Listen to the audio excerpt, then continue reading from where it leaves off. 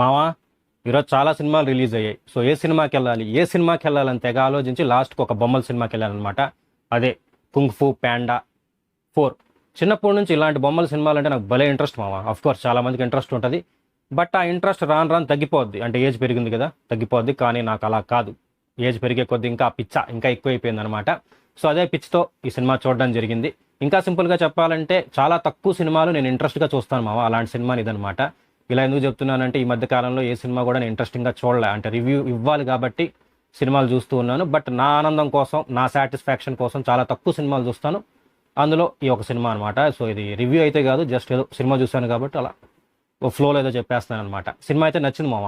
So మీకు కూడా నాలాగే పిచ్చి ఉంటే, అంటే బొమ్మలు చూడాలి అనే పిచ్చి ఉంటే మీకు ఈ సినిమా నచ్చుద్ది. అండ్ మీ ఇంట్లో చిన్నపిల్లలు ఉంటే ఈ సినిమాని బాగా ఎంజాయ్ చేస్తారు మామ. చిన్నపిల్లలు అయితే పండగ చేసుకుంటారనమాట.